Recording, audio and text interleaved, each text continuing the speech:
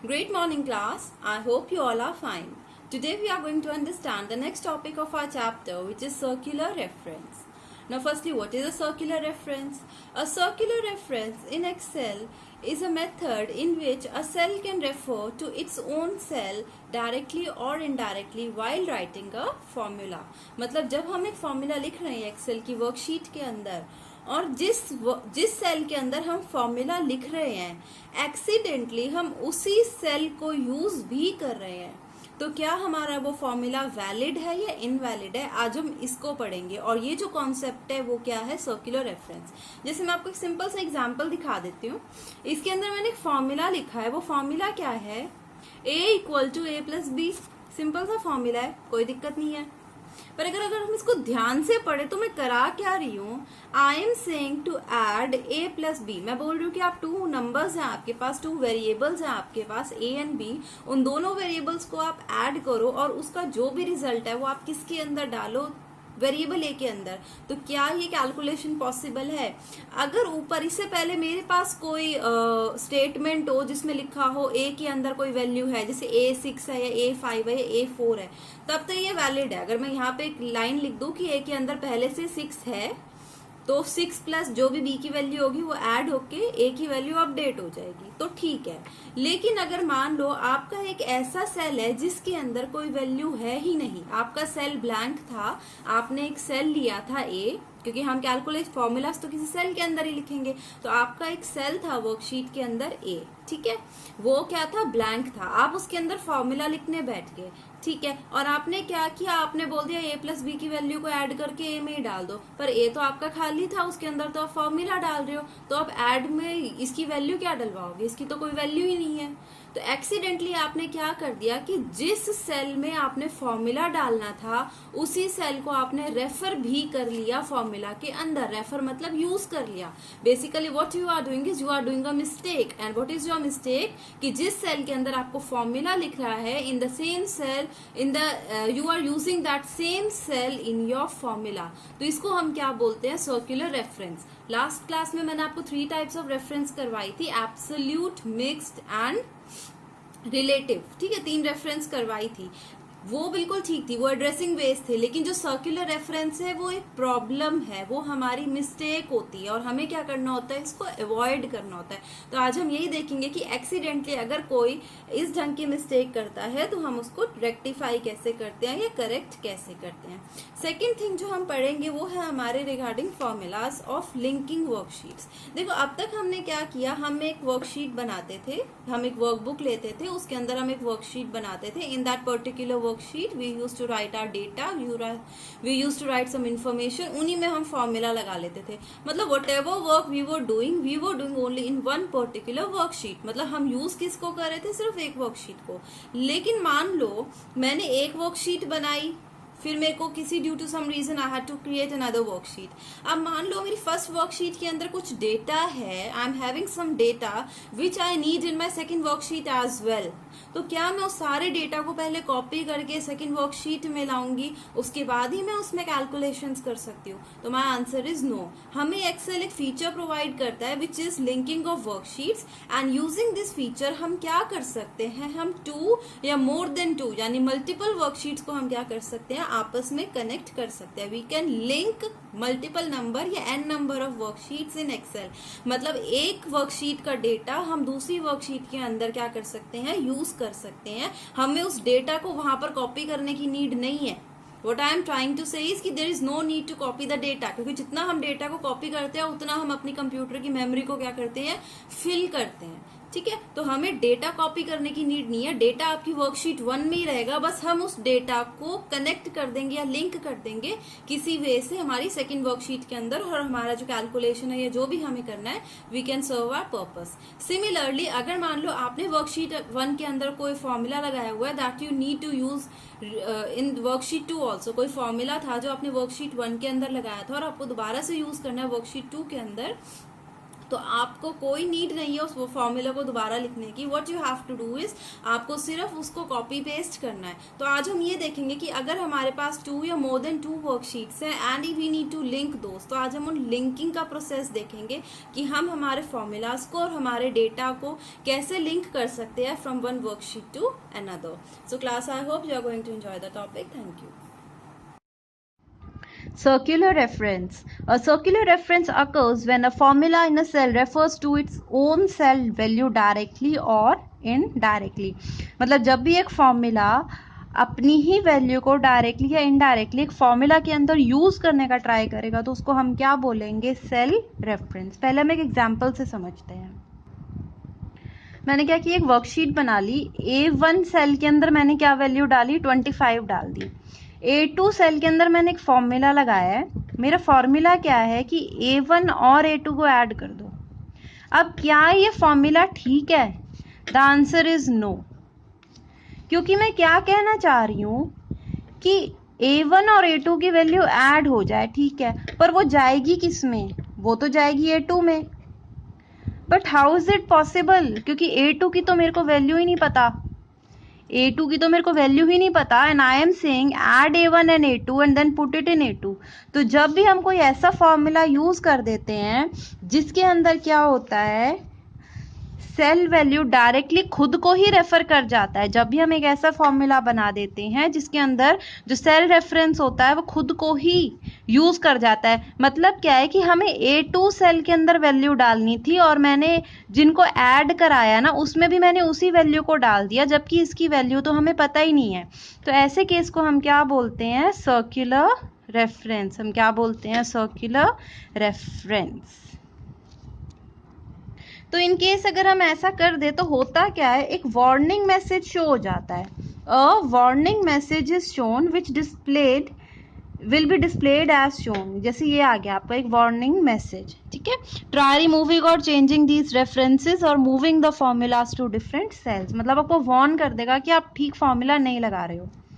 और जैसे ही आप ओके पे क्लिक करोगे ना, as you click on okay, तो यहाँ पे क्या हो जाएगा? 0 वैल्यू रिटर्न हो जाएगी. 0 क्यों रिटर्न होगी? क्योंकि ऑब्वियसली जब A2 की वैल्यू ही मेरे को नहीं पता तो मैं इन दोनों को ऐड कैसे कर सकती हूँ, ठीक है. तो बाय डिफॉल्ट हमारे पास क्या वैल्यू आ जाएगी? 0. Cell reference of another worksheet. You can use the cell reference of one worksheet in another worksheet. This can be done in 2 ways. वो कहता है कि अभी देखो, अभी तक हम जो भी काम कर रहे हैं ना वो एक ही वर्कशीट के अंदर कर रहे हैं. अभी तक हमने क्या किया कि एक ही वर्कशीट है हमारे पास, ठीक है. उसी में हमने एडिशन, सब्ट्रैक्शन, मल्टीप्लिकेशन, डिवीजन कर लिया, ठीक है. सब कुछ हम एक ही वर्कशीट के अंदर करते हैं. बट क्या ऐसा हो सकता है कि मेरे पास मैंने 2-3 वर्कशीट्स बना रखी हूँ, जैसे ये शीट 1 है, शीट 2 है, शीट 3 है, मैंने 2-3 वर्कशीट्स बना रखी हैं और मैं एक वर्कशीट को दूसरी वर्कशीट के साथ कनेक्ट करना चाहती हूँ, या मैं एक वर्कशीट का डेटा दूसरी वर्कशीट के अंदर यूज करना चाहती हूँ, या फिर एक वर्कशीट के फॉर्मूला को मैं दूसरी वर्कशीट के अंदर कॉपी करना चाहती हूँ. क्या ये पॉसिबल है? That means can I connect और link my 2 worksheets? The answer is yes, I can. तो अभी जो हम 2 वेज पढ़ेंगे वो यही है. फर्स्ट वे में हम पढ़ेंगे कि हम फॉर्मूला को कैसे कॉपी कर सकते हैं, और सेकंड वे में हम पढ़ेंगे कि हम जो हमारा डेटा होता है उसको कैसे यूज कर सकते हैं या लिंक कर सकते हैं विद इन 2 वर्कशीट्स, ठीक है. तो फर्स्ट हमारा क्या है, जब हमें फॉर्मूला कॉपी करना है तो आपको क्या करना है, सबसे पहले आप शीट 1 पे जाओ, आप एक वर्कशीट क्रिएट कर लो जैसे इसने कर रखी है. ये शीट 2 की है बट इसने कुछ ऐसी सी ही वर्कशीट शीट 1 की भी बना रखी थी. और B11 सेल के अंदर इसने एक फॉर्मूला लगा रखा था सम का. उसके बाद ये शीट 2 पे आया. शीट 2 के अंदर इसने क्या किया, फिर से ऐसे ही एक वर्कशीट बना ली, लेकिन अब यहाँ दोबारा रिपीटेडली फॉर्मूला लिखने की बजाय हम शीट 1 पे जाएंगे, B11 सेल पे जाएंगे, वहां पे जो फॉर्मूला लिखा हुआ था उसको हम कॉपी कर लेंगे यूजिंग Ctrl+C. हम क्या करेंगे, कॉपी कर लेंगे यूजिंग Ctrl+C. और फिर शीट 2 पे आके यहाँ पे अब मैं फॉर्मूला लिखूंगी नहीं, मैं यहाँ सिर्फ Ctrl+V कर दूंगी, यानी फॉर्मूला को पेस्ट कर दूंगी. और जैसे ही मैं एंटर प्रेस करूंगी तो इन सारी वैल्यूज का सम मुझे क्या मिल जाएगा. यहाँ पे हमने क्या किया, शीट 1 में गए, कुछ डेटा लिखा, पर जो सेल के ये जहाँ सम जो रेफरेंसेज है, जो हमारे एड्रेसेस है, जहाँ पे हमने वैल्यू डाली है वो सेम होनी चाहिए. मतलब यहाँ जैसे B4 से लेके B9 तक आपका डेटा है और फॉर्मूला लगा होगा तो वो भी ऐसे ही लगा होगा। वो कैसे लगा होगा? Equal to sum B4 ratio B9। हमने रेंज की हेल्प से फॉर्मूला बनाते हैं। ये शीट 1 में लगा होगा। जब मैं शीट 2 में गई तो पहले मैं शीट 1 में जाके ना इसको कॉपी कर लूंगी यूजिंग Ctrl+C। इस वाले ऐसे जो हमारा ये सेल था इस पे प्रेस करके Ctrl+C किया, शीट 2 में गए। अब इधर हम क्या करेंगे? Ctrl+V। अब जैसे मैं Ctrl+V करूंगी तो अगेन इसमें भी B4 से B9 तक ही हमें चाहिए था और वही फॉर्मूला कॉपी होगा। तो जैसे ही एंटर करोगे तो इन सारी वैल्यूज का सम हमें मिल जाएगा। ठीक है, तो this through Ctrl+C copy paste method से हम क्या कर सकते हैं? हम हमारी 2 शीट्स के फॉर्मूलाज को कॉपी कर सकते हैं, बट कंडीशन क्या होगी कि जो सेल के रेफरेंसेस है, एड्रेसेस हैं, वो सेम लोकेशन पर हो। नेक्स्ट, अगर हम डेटा को ऐसे कनेक्ट करना चाहते हो तो दैट इज ऑल्सो पॉसिबल। उसके लिए आपको क्या क्या करना पड़ेगा? शीट का नेम, एक्सक्लेमेशन मार्क एंड आपका सेल एड्रेस हमें चाहिए होगा। We use a sheet number, exclamation mark and cell address to refer to a cell of a particular worksheet। जैसे इस केस में हम क्या कर रहे हैं? हमारे पास एक वर्कशीट है, हमने प्रॉपरली बना रखी है, सारा डेटा है, सब कुछ है, लेकिन हमें कोई एक वैल्यू थी जो हमारी शीट 1 के D4 सेल के अंदर थी। हमारा शीट 1 जो था उस, मान लो ये शीट 1 है, इस ढंग से हम एज्यूम कर लेते हैं, और इसका D4 जो था ना, ये वाला सेल, D4 सेल के अंदर मान लो कोई वैल्यू थी से 1000। ये वैल्यू मुझे कहाँ पे यूज करनी है? मुझे शीट 2 में यूज करनी है। ठीक है, ये वैल्यू मुझे कहाँ पे यूज करनी है? इन शीट 2। तो मैं इसको कैसे यूज कर सकती हूँ? देखो ये है किस में? शीट 1 में है ना, और किस सेल में है? D4 में है। दो चीजें मुझे पता है कि ये शीट 1 की D4 में है। तो अगर मुझे एक शीट का डेटा दूसरी शीट में यूज करना होता है तो मुझे कंप्यूटर को पहले बताना पड़ता है कि ये डेटा है किस शीट का और किस सेल का। तो पहले मैं उसको शीट नंबर बताती हूँ कि शीट 1 का है। उसके बाद ना मैं एक एक्सक्लेमेशन साइन लगाती हूँ। इंग्लिश में आपको पता है ना, जैसे आप वाओ बोलते थे, ब्रावो बोलते हो, तो in that case exclamatory sign लगाते हो। तो you are going to use that exclamation symbol over here also. After that आप सेल का एड्रेस जैसे D4 तो वो ऐड लगा दोगे। ठीक है, जैसे ही आपने sheet number, exclamation sign and D4 लिखा, कंप्यूटर ऑटोमेटिकली समझ जाएगा कि ये वाला डेटा क्या है, शीट 1 के D4 सेल को रेफर कर रहा है, वो अपने आप लिंकिंग करेगा। तो जैसे इस केस में मैं क्या चाह रही हूँ कि शीट 2 के अंदर क्या हो, जो इस शीट 2 का B4 है यानी 20,000 है, वो प्लस किसके साथ ऐड हो जाए? वो शीट 1 के D4 सेल के साथ, यानी जो 1000 था जो इस शीट में था। तो अब कंप्यूटर क्या करेगा? देखो, क्योंकि B4 तो इसी शीट का है तो इसके लिए शीट नंबर लिखने की नीड नहीं है, लेकिन जो ये D4 वाली वैल्यू थी, ये शीट 1 की थी ना, तो यहाँ पे आप कंप्यूटर को बताओगे और जैसे ही आप एंटर करोगे आप, तो 20,000 प्लस 1000 कर देगा कंप्यूटर। ठीक है, और आपका रिजल्ट मिल जाएगा।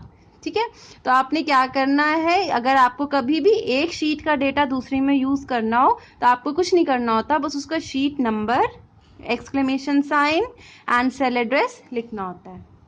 Next is renaming a worksheet. अगर आपको किसी वर्कशीट को रीनेम करना है, देखो ये अभी बाय डिफॉल्ट आपको शीट 1, शीट 2, शीट 3, शीट 4 ऐसे मिलते जाएंगे। अगर आपके पास n शीट्स हैं तो शीट 5, शीट 6, शीट 7 ऐसे चलता है।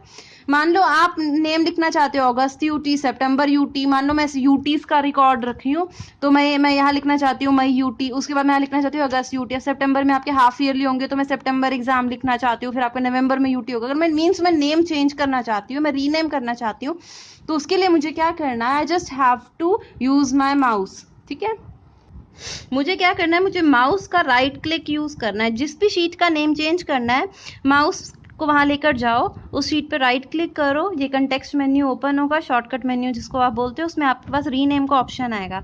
आप इस रीनेम पे क्लिक कर दो। जैसे ही आप इस रीनेम पे क्लिक करोगे ना, जैसे ही आप इस रीनेम पे क्लिक करोगे तो डायलॉग बॉक्स आएगा, उसमें वो पूछेगा आप क्या नाम लिखना चाहते हो, जो भी न्यू नेम है, जो भी आप नेम लिखवाना चाहते हो, जैसे मई यूटी, अगस्त यूटी, आप वो नेम लिख दो और एंटर पे क्लिक कर दो। जैसे आप एंटर पे क्लिक करोगे तो अब ये शीट 2 हट के वो वाला नेम आ जाएगा। And today's last topic is changing colour of a sheet tab. ये शीट के टैब है, जैसे ये शीट 2 है, शीट 1 है, ये सारे नॉर्मली ना ग्रीन कलर में आते हैं या ब्लैक कलर में आते हैं। अगर आप इनका कलर चेंज करना चाहते हो तो उस कलर में आप, उस केस में आपको क्या करना है, माउस का बटन लो, अगेन ऐसे राइट क्लिक करो, तो यहाँ आप देखो टैब कलर ऑप्शन मिल रहा है ना, यही वाला टैब कलर पे जैसे ही आप क्लिक करोगे तो आपके पास एक पैलेट ओपन हो जाएगी कलर्स की, प्लेट या पैलेट जो भी बोलते हो, पैलेट होता है, ठीक है। पैलेट क्या होता है, एक प्लेट होती है जिसमें बहुत सारे कलर्स होते हैं। तो जो भी कलर आपको पसंद हो, you can choose that particular colour, और जैसे आप उस कलर पे चूज करके एंटर पे क्लिक करोगे तो आपका जो ये शीट टैब है, ये वाला शीट 1 शीट 2, ये उस कलर का हो जाएगा। सो क्लास, आई होप आपको कॉन्सेप्ट समझ में आया होगा सर्कुलर रेफरेंस का, और कैसे हम उसको अवॉइड कर सकते हैं, कैसे आपको एक एरर मैसेज आ जाता है, और कहाँ कैसे जहाँ पे आपने फॉर्मूला लिखा होता है सर्कुलर रेफरेंस का, वहां पे आपकी 0 वैल्यू आ जाती है, ठीक है। उसके बाद मैंने आपको लिंकिंग का कॉन्सेप्ट समझाया था। तो लिंकिंग के अंदर क्या था, आपको अगर फॉर्मूला को करना है तो आपको सिर्फ Ctrl+C और Ctrl+V का यूज करना है, यानी कॉपी पेस्ट। और मान लो अगर आपको डेटा यूज करना है तो डेटा के लिए आपको कुछ भी नहीं करना है। सबसे पहले आपको वर्कशीट का नेम लिखना है, उसके बाद एक्सक्लेमेटरी मार्क लिखना है, उसके बाद वो सेल नंबर या नेम लिखना है जिसको आपने क्या करना है, यूज करना है इन द सेकंड वर्कशीट, यानी लिंक करना है। उसके बाद हमने सीखा था how we can rename a worksheet. Rename का बहुत ही सिंपल सा प्रोसीजर था, आपको बस वर्कशीट के ऊपर राइट क्लिक करना था और रीनेम का ऑप्शन आ रहा था। सिमिलरली अगर आपको कलर चेंज करना था शीट के टैब का, तो कलर का भी ऑप्शन आ रहा था, आप उस पर क्लिक करोगे तो कलर जो था आपकी शीट टैब का वो चेंज हो रहा था। तो class, I hope you have understood the topic. Thank you.